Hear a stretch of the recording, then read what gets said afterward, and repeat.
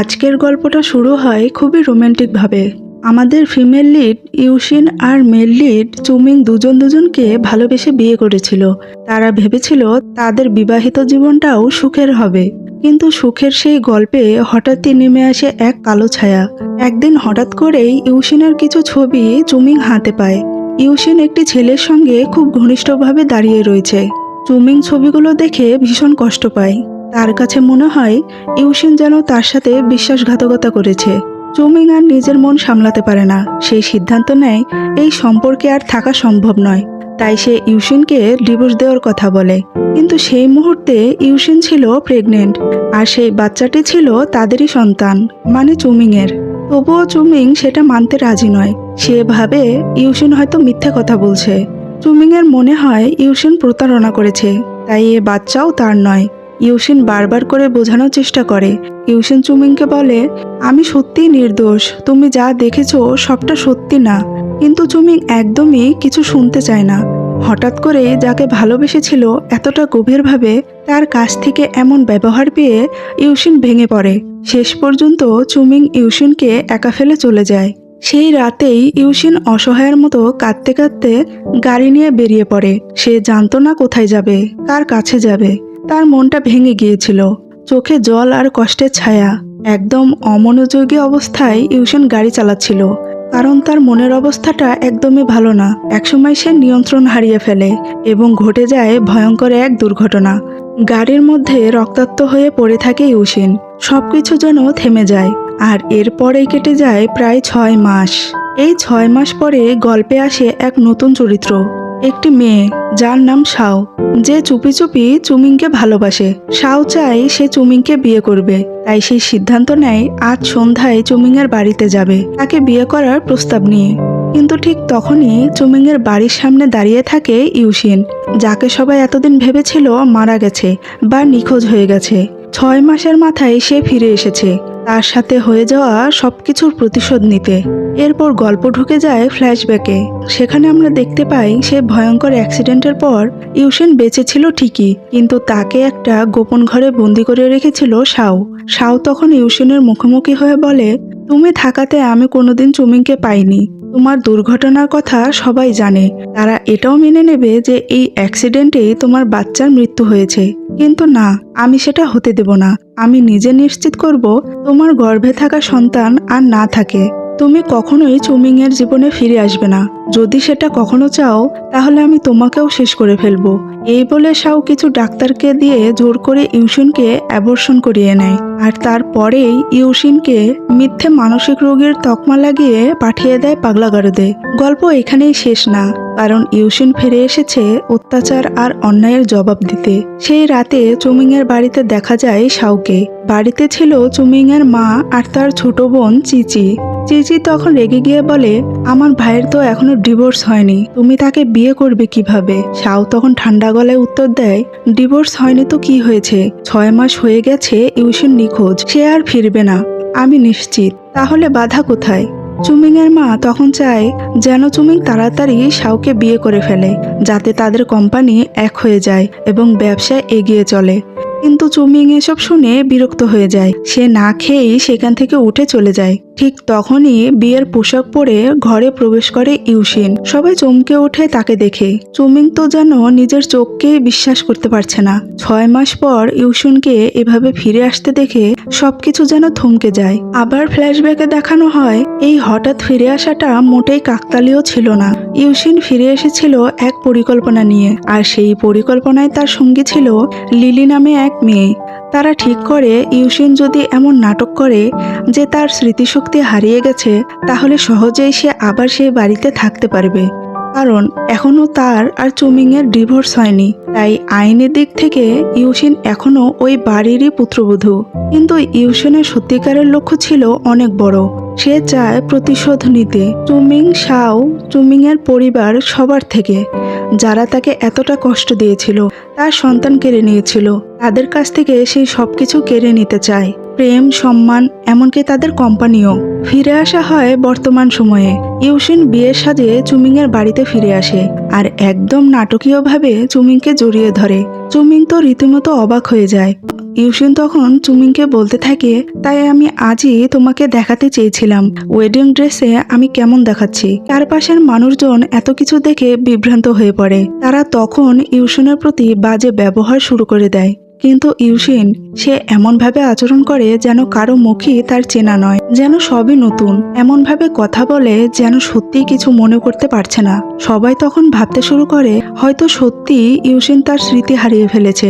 চুমিং তখন প্রশ্ন করে, তুমি তো 6 মাস আগে জোয়ের সঙ্গে সম্পর্ক করে পালিয়েছিলে, তুমি কোথায় ছিলে এতদিন, আর হঠাৎ এখন কিভাবে ফিরে এলে? ইউশিন তবুও একটি ব্যাখ্যাও দেয় না, তার চোখ মুখে শুধু বিস্ময়, যেন কিছুই বোঝে না।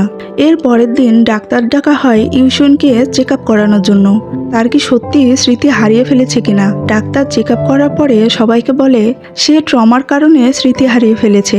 গত 6 মাসের কোনো কিছুই তার মনে নেই। তার স্মৃতি ফেরার সম্ভাবনা আছে, তবে সময় লাগবে। ডাক্তার চলে যাওয়ার পর শুরু হয় নতুন ষড়যন্ত্র। শাও আর চুমিং এর মা মিলে প্ল্যান করে কিভাবে ইউশিনকে আবার এই বাড়ি থেকে বের করে দেওয়া যায়। শাও তো রীতিমতো ক্ষিপ্ত। চুমিংকে বিয়ের কথা ছিল তার, কিন্তু এখন আবার ইউশিন ফিরে এসেছে। রাত গভীর হলে ইউশিন চুপচাপ চুমিং এর কাছে আসে।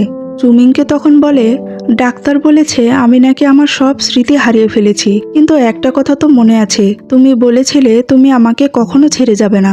চুমিং একটু চুপ করে থাকে, তারপর বলে, গত 6 মাসে অনেক কিছু বদলে গেছে, তুমি এখন সুস্থ হও, এরপর এই সব কথা বলা যাবে। এই কথা বলেই চুমিং উঠে গিয়ে স্টাডি রুমে চলে যায়, রাতটা সেখানে কাটানোর জন্য। অন্যদিকে শাওকে দেখা যায় তার রুমে ঘুমন্ত অবস্থায়। ঘুমের মধ্যেই সে দুঃস্বপ্ন দেখতে পায়। সেই দুঃস্বপ্নে ইউশিন আসে, তার মৃত শিশুটিকে ফিরে পেতে চায়, আর শাওয়ের চোখে চোখ রেখে বলে, আমার সন্তান ফিরিয়ে দাও। চিৎকার দিয়ে ঘুম ভেঙে যায় শাওয়ের। সে তাড়াতাড়ি উঠে বসে, আর তখনই তার চোখ পড়ে ঘরের আয়নায়, কারণ সেখানে একটি ছোট্ট শিশুর ছবি আঁকা ছিল, আর তার পাশেই নিজের একটা ছবি, যার মুখের ওপর লাল কালি দিয়ে ক্রস চিহ্ন করা ছিল। শাও তো রীতিমতো ভয়ে কাঁপতে থাকে। সে বুঝে যায় এই কাজগুলো ইউশিনই করছে। ভয় আর সন্দেহে তাড়াতাড়ি সে ইউশিনের ঘরে চলে আসে, কিন্তু শাও এসে দেখে সে ঘুমাচ্ছে, কিন্তু আসলে ইউশিন জেগেই ছিল। সবকিছু সেই করেছে, আর এখন ঘুমের ভান করছে। পরের দিন সকাল, চুমিং এর মা চুমিংকে বলে, ইউশিনকে বাড়ি থেকে বের করে দাও, সে এখানে থাকার যোগ্য নয়। কিন্তু চুমিং একটু অন্যরকম ভাবে চিন্তা করে। তখন তার মাকে বলে, যতদিন না ইউশিন সম্পূর্ণ সুস্থ হয়ে ওঠে ততদিন সে এখানেই থাকবে, এখনো তো আমাদের ডিভোর্স হয়নি। চুমিং এর এই সিদ্ধান্ত বাড়িতে আবার টেনশন তৈরি করে। এদিকে আমরা দেখতে পাই জো নামে সেই ছেলেটিকে, যার সঙ্গে ইউশিনের সম্পর্ক আছে ভেবে চুমিং তাকে ছেড়ে গিয়েছিল। তবে এবার চুমিং এর মা নতুন চাল খেলে। সে ইউশিনের হাতে একটি স্মার্ট ওয়াচ পরিয়ে দেয়, আর তারপর বিভিন্ন প্রশ্ন করতে থাকে। ইউশিনের সন্তান, গত 6 মাস, অ্যাক্সিডেন্ট, এইসব প্রসঙ্গ তুলতে থাকে, কারণ তার লক্ষ্য ছিল ইউশিনের হার্ট রেট বেড়ে যায় কিনা সেটা বোঝা। কেননা ঘড়ি ফোনের সাথে কানেক্টেড, হার্টবিট বেড়ে গেলে সাথে সাথে নোটিফিকেশন চলে যাবে। কিন্তু ইউশিন সে পুরোপুরি নিয়ন্ত্রণে, সব প্রশ্নের উত্তর দেয় একদম ঠান্ডা মাথায়, আর এমন ভাবে যেন সত্যি কিছু মনে নেই। কিন্তু এরপর নিজের রুমে ফিরে এসে ইউশিন দেখে ঘড়ির তলায় একটা কাগজ ভাঁজ করে রাখা, আর সেটা সে আগেই রেখেছিল, কারণ যদি হার্ট রেট বেড়ে যায় তাহলে যেন সেটা ফোনে না যায়। এই কাগজ ঘড়ির সেন্সর ব্লক করে রাখে। তাই সে জানতো এই প্রশ্নে যদি ঘাবড়ে যায় সেটা কেউ বুঝবে না। তবুও এই প্রশ্নগুলো ভাবতেই ইউশিনের আবার প্যানিক অ্যাটাক হতে শুরু করে। তার শরীর কাঁপতে থাকে, নিঃশ্বাস ভারী হয়ে ওঠে, সেই যন্ত্রণাগুলো যেন আবার ফিরে এসেছে।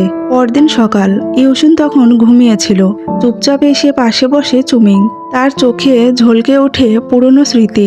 সে ভাবতে থাকে কি সুন্দরী না ছিল তাদের দিনগুলি, যখন তারা দুজন দুজনকে চোখে চোখ রেখে ভালোবাসতো। যেদিন চুমিং ইউশিনকে আংটি পরিয়ে বলেছিল আমার পাশে সারা জীবন থাকবে তো, আজ সেই মানুষটাই তার জীবনে, কিন্তু সম্পর্কটা যেন আগের মতো আর নেই। এইসব কথা মনে পড়তেই চুমিং এর চোখ বেয়ে অশ্রু গড়িয়ে পড়ে।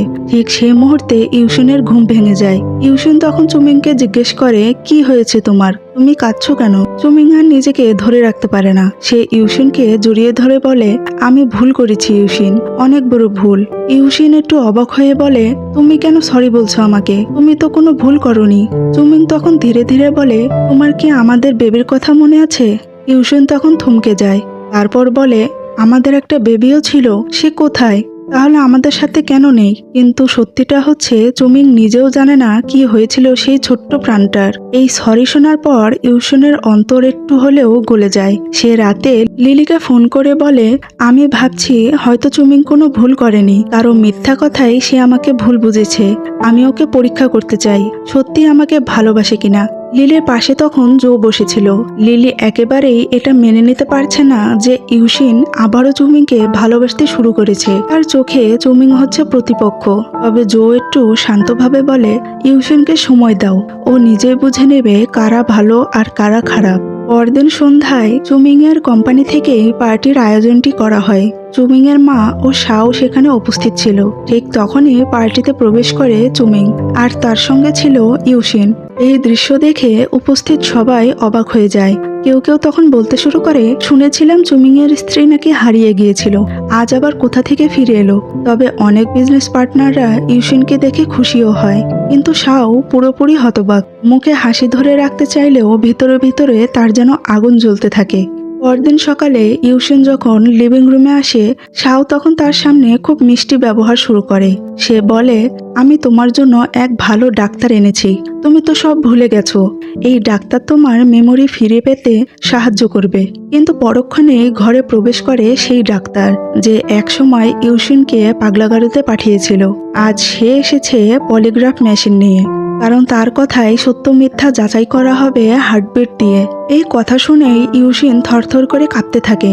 সে এই ডাক্তারকে প্রচন্ড ভয় পায় এবং এই টেস্ট সবকিছু ফাঁস করে দিতে পারে। চুমিং তখন হঠাৎ শাওয়ের ওপর রেগে যায়। শাওকে তখন বলে, আমাদের পারিবারিক ডাক্তার তো বলেছে ইউশিন স্মৃতি হারিয়েছে, তাহলে তুমি আবার নতুন ডাক্তার এনেছো কেন? আমি যা করছি তোমাদের ভালোর জন্যই করছি। তবে চুমিং বুঝতে পারে এই মেয়েটা শুধু নিজের স্বার্থের জন্যই এগুলো করছে। ডাক্তার ইউশিনের টেস্ট শুরু করে দেয়। ইউশিনকে বসানো হয় লাই ডিটেক্টর মেশিনের সামনে। ডাক্তার একে একে প্রশ্ন করতে থাকে শিশুর কথা, ইউশিনের গত 6 মাস এবং দুর্ঘটনা বিষয় নিয়ে। সবাই তাকিয়ে আছে তার হার্টবিটের দিকে, কিন্তু ইউশিন চমৎকারভাবে এবারও সব প্রশ্নের উত্তর দেয়, একদম নির্লিপ্তভাবে। তাকে দেখে একবারের জন্য মনে হয় না সে মিথ্যা বলছে। শেষে ডাক্তার বলে, এই রিপোর্ট অনুযায়ী ইউশিন সত্যি স্মৃতি হারিয়েছে। তার আচরণ একদম স্বাভাবিক ট্রমা রোগীর মতো। এই কথা শুনে শাও রীতিমতো চমকে যায়। সে বুঝতেই পারছিল না ইউশিন এত নিখুঁতভাবে এই নাটক করতে পারে। চুমিং তখন ইউশিনের পাশে গিয়ে বলে, তুমি ভয় পেও না, আমি তোমার পাশে আছি। তারপর সে ইউশিনকে নিয়ে রুমে চলে যায়। পরবর্তী দৃশ্যে আমরা দেখতে পাই সেই পাগলাগারদে লিলিকে দেখা যায়। সে এসেছে তার বোনের সঙ্গে দেখা করতে, আর তার বোন ছিল একজন মানসিক রোগী এবং সে অসুস্থ হয়েছে শুধুমাত্র চুমিং এর পরিবার দ্বারা ক্ষতিগ্রস্ত হয়ে। ফ্ল্যাশব্যাকে দেখানো হয় এই পাগলাগারদেই একসময় ইউশিনের সঙ্গে প্রথম দেখা হয়েছিল লিলির। তখনই তারা প্রতিজ্ঞা করে তাদের জীবন যারা নষ্ট করেছে তাদেরও তারা ছাড়বে না। পরদিন সকালে ইউশিন লুকিয়ে দেখা করতে যায় জোয়ের সঙ্গে। জো তখন জানায়, আমি গত 6 মাস কারো সামনে আসিনি, আমি চেয়েছিলাম তুমি নিজেই বুঝো কে তোমার আপন। ইউশিন তখন জোয়ের সঙ্গে বসে আছে। ইউশিন তখন বলে, শাওই সবার কাছে কথা রটিয়েছে যে আমি তোমার সঙ্গে পালিয়ে গেছি। সে ভয়ঙ্কর একজন মেয়ে, তোমাকে সাবধানে থাকতে হবে ওর থেকে। এদিকে জো সে শুধুই ইউশিনের বন্ধু নয়, গভীর মনে সে ইউশিনকে ভালোবাসে। তবে সেই অনুভূতির কথা সে কখনোই ইউশিনকে জানায়নি। জো আসে চুমিং আর তার মায়ের সঙ্গে দেখা করতে। তবে একটা টুইস্ট এখানে আমরা জানতে পারি, জো আসলে চুমিং এর সৎ ভাই। চুমিং আর তার মা দুজনেই তাকে ঘৃণা করে, কারণ জো এই কোম্পানিতে নিজের অধিকার দাবি করে, কারণ এটা তাদের বাবার কোম্পানি। কিন্তু চুমিং এর মা এই ভাগ দিতে চায় না জোকে, আর এই কারণেই জো এখন এক প্রকার তাদের শত্রু হয়ে দাঁড়িয়েছে। সেই সময় জো বলতে থাকে, ইউশিন গত 6 মাস ধরে আমার সঙ্গেই ছিল, তারপরও তুমি আবারও তার সঙ্গে সংসার করতে চাও চুমিং? চুমিং ভীষণ রেগে যায়। তৎক্ষণাৎ রেগে গিয়ে জোকে একটা চড় মেরে বসে। ঠিক তখনই প্রবেশ করে শাও, তার হাতে কিছু ছবি, যেখানে দেখা যাচ্ছে ইউশিন আর জো একসঙ্গে দেখা করছে। ছবি দেখে চুমিং এর মা চিৎকার করে ওঠে। ইউশিনের মা তখন বলে, এক্ষুনি তুমি তাকে ডিভোর্স দেবে, আর দেবে নাই বা কেন, এই মেয়েটা বিশ্বাসঘাতক। শাও সঙ্গে সঙ্গে বলে, হ্যাঁ চুমিং, তুমি ডিভোর্স দাও, তাহলে তোমার আর আমার বিয়ের মধ্যে কোনো বাধাই থাকবে না। আর তখনই নাটকীয়ভাবে ইউশিন সবার সামনে হাজির হয়। সে এক মুহূর্ত সময় না নিয়ে সরাসরি শাওকে একটা চড় মেরে বসে আর বলে, আমার সঙ্গে চুমিং এর এখনো ডিভোর্স হয়নি, আর ডিভোর্স হওয়ার আগেই তুমি আমার হাজবেন্ডকে বিয়ে করতে চাও? কিছুক্ষণের জন্য সবাই চুপ হয়ে যায়। ইউশিন এবার মুখ ঘুরিয়ে চুমিংয়ের মায়ের দিকে তাকায়। চুমিংয়ের মায়ের কাছে গিয়ে বলে, আপনাকে আমি সত্যিই মা ভেবেছিলাম, ভালোবেসেছিলাম, কিন্তু আপনি কি কখনোই আমাকে আপন করে নিতে পেরেছেন? চুমিং এবার ধীরে ধীরে বলে, তুমি তাহলে এতদিন ধরে মিথ্যে বলে এসেছো? তোমার স্মৃতি ঠিক আছে? আজ আর নিজেকে চেপে রাখতে পারছে না ইউশিন। ইউশিন তখন বলে, হ্যাঁ আমি মিথ্যে বলেছি। তুমি কি নিজেকে একজন মানুষ বলে ভাবো চুমিং? একটা ছবি দেখেই তুমি আমাকে ছেড়ে চলে গেলে, যার মধ্যে কোনো সত্যি ছিল না। তুমি কি আমাকে একটা বারও খুঁজে দেখেছো? জানার চেষ্টা করেছো এই 6 মাসে আমার সাথে কি কি ঘটেছিল? তুমি কি জানো এই 6টা মাস আমার জীবনের সবচেয়ে ভয়ের সময় ছিল? তুমি তখন ব্যস্ত ছিলে শাওকে বিয়ে করার প্ল্যান করতে। আমি তখন নিজের জীবন হারাচ্ছিলাম প্রতিদিন একটু একটু করে। একটানা বলেই ইউশিন একটা ফাইল বের করে রাখে টেবিলের ওপর, যেটা ছিল সম্পত্তি ট্রান্সফারের কাগজ। কাগজটা টেবিলের উপর রেখে ইউশিন বলে, তুমি যেটা চাও তাই হবে, আমি এখন ডিভোর্স দিতে চাই। চুমিং তার নিজের ঘরে চলে যায়, একা একা বসে কাঁদতে থাকে আর মনে মনে ভাবতে থাকে, যাকে সবচেয়ে বেশি ভালোবেসেছে সেই ইউশিন আজ তার হাত ছেড়ে চলে যাচ্ছে। চুমিং ঘরে বসে পুরনো একটা ছবি দেখতে পায়। ছবিটাতে ইউশিন আর চুমিং একসাথে, তারা হাসি মুখে ছিল। হঠাৎ চুমিং এর মনে পড়ে যায় একটি ঘটনা। জো গ্রুপের কিছুটা শেয়ার সেই সময় ইউশিনের নামে করে দিতে চেয়েছিল সে, যাতে ইউশিনও এই কোম্পানির একজন হতে পারে। চুমিং যখন পেপারগুলো দিয়ে ইউশিনকে বলছিল, তখন ইউশিন চুমিংকে বলে, তোমাকে পেয়ে গেছি, এটাই আমার জন্য যথেষ্ট। সেদিন এমনটাই বলেছিল ইউশিন, কিন্তু আজ জো গ্রুপে ইউশিনের মালিকানা আছে। এটা জানতেই চুমিংয়ের মা এমন একটা ধাক্কা খায় যে সে অজ্ঞান হয়ে পড়ে যায়। পরদিন সকালে ইউশিন অফিসে বেরোতে যাচ্ছে। ঠিক তখনই চুমিং থামিয়ে বলে, তোমার আর আমার মধ্যে যাই হোক না কেন, কোম্পানির কেউ যেন কিছু জানতে না পারে, বিশেষ করে আমাদের ডিভোর্সের ব্যাপারটা। ইউশিন তখন বলে, তুমি চাইছো আমি সবার সামনে তোমার আদর্শ স্ত্রী সেজে থাকি? চুমিং হালকা মাথা নেড়ে বলে, হ্যাঁ। ইউশিন কিছুক্ষণ চুপ থেকে বলে, ঠিক আছে, যদি তুমি তাই চাও তাহলে তাই হবে। এই কথা বলার পর চুমিং হঠাৎ করে ইউশিনকে কাছে টেনে নেয়। চুমিং তখন আবেগীস্বরে বলে, এইভাবেই নাটকটা চালিয়ে যেতে হবে, যেন কেউ টের না পায়। এরপর তারা দুজন হাসি মুখে খুশি দম্পতি সেজে অফিসে প্রবেশ করে। ইউশিন নিজের জায়গা তৈরি করে নেয়। অফিসে প্রথম দিনেই সে নিজের দক্ষতা দিয়ে সবাইকে চমকে দেয়। এইসব দেখে শাওয়ের ভেতরটা যেন জ্বলে পড়ে যাচ্ছিল। আর চুমিং সে কিছুক্ষণের জন্য স্মৃতির জগতে ফিরে যায়। এই কোম্পানিতে সিও হবার আগে ও কেবল একজন সাধারণ কর্মচারী হিসেবে জয়েন করেছিল। কোম্পানির নানা খুঁটিনাটি কাজ শিখতে তখন ইউশিনই ছিল তার একমাত্র ভরসা। সেই সময় চুমিং কিছুই জানতো না, আর ইউশিন তাকে সবসময় সাহায্য করত, কারণ ইউশিন তো বহু আগে থেকেই এই কোম্পানিতে কাজ শুরু করেছিল। সেই সময় থেকে চুমিং ধীরে ধীরে ইউশিনকে ভালোবেসে ফেলে, কিন্তু তখন ইউশিন কিছুই জানতো না যে চুমিং আসলে এই কোম্পানির সিওর ছেলে। এর পরের দৃশ্যে ইউশিন একা চলে আসে হাসপাতালে। সেখানে তার বাবা মা দুজনেই ছিল কোমায়। ডাক্তার জানায় ইউশিনের মা অনেকটাই সেরে উঠেছে। এই কথা শুনে ইউশিনের মুখে দীর্ঘদিন পর একটু শান্তির হাসি ফুটে ওঠে। তবে তার বাবার অবস্থা এখনো অপরিবর্তিত, উন্নতির আশা যেন এখনো অনিশ্চিত। অন্যদিকে চুমিং থাকে নিজের মায়ের সঙ্গে। সেখানে তার মা বলে, তোমার উচিত আবার চেষ্টা করা, ইউশিনের সব শেয়ার নিজের নামে করে নেওয়া। তুমি 6 মাস আগে যে বোকামিটা করেছিলে সেটা তো আমাকে বলনি। সবকিছু নিজের হাতে করেছো, এখন আবার সব নিজে হাতেই সব ফিরিয়ে আনবে। চুমিং ভেতরে ভেতরে দ্বিধায় ভুগছে। সে জানে শেয়ারগুলো তো ভালোবেসেই ইউশিনকে দিয়েছিল, এখন সেগুলো কিভাবে কেড়ে নেবে। আরেকদিকে সে এখনো ইউশিনকে ভালোবাসে, সেই সত্যিটা অস্বীকার করতে পারছে না। পরদিন অফিসে এক অজানা নম্বর থেকে চুমিং এর কাছে ফোন আসে। ওপাশ থেকে কেউ বলে, আমি তোমাকে একটা সিসিটিভি ফুটেজ পাঠাচ্ছি, সেটা তুমি দেখে নিও। চুমিং যখন সেই ভিডিওটা দেখে তার চোখকে যেন বিশ্বাসই করতে পারছিল না। ভিডিওটা ছিল সেই দিনের, যেদিন শাও ইউশিনকে এক গোপন জায়গায় নিয়ে জোর করে তার অ্যাবর্শন করিয়েছিল। এই ফুটেজ পাঠিয়েছিল লিলি, যেন চুমিং সবকিছু নিজ চোখে দেখে বুঝতে পারে ইউশিনের ওপর কতটা অন্যায় হয়েছিল, আর সে নিজেও কি ভুলটাই না করেছিল ইউশিনকে অবিশ্বাস করে। এই ভিডিও দেখে সে একদম স্তব্ধ হয়ে যায়, আর এরপর সে ছুটে আসে সে ইউশিনের কাছে। ইউশিন হঠাৎ চুমিংকে এইভাবে সামনে দেখে একটু অবাক হয়ে যায়। চুমিং কান্না ভেজা গলায় বলে, আমি দুঃখিত, আমি জানতাম না তুমি এত কষ্ট পেয়েছো, আমি সত্যিই বুঝতে পারিনি। এই কথা বলে চুমিং ইউশিনকে জড়িয়ে ধরে আর কান্নায় ভেঙে পড়ে। ইউশিন তখন বলে, তোমার কি হয়েছে, তুমি কাঁদছো কেন? তুমি নিজের ভুল বুঝতে পেরেছো, এটাই আমার জন্য অনেক। চুমিং তখন বলে, আমি শাওকে ছেড়ে দেব না। এরপর ইউশিন তাকে সব কথা খুলে বলে, শাও যা করেছে একে একে সব জানায়। নিজের অনাগত সন্তানকে হারানোর কষ্ট যেন আবার তাকে ছিঁড়ে ফেলতে চায়। পরদিন চুমিং অফিসে যায় আর শাওকে ফোন করে ডিনার ডেটের প্রস্তাব দেয়। রাত হয়ে গেলে চুমিং আর শাও দেখা করে।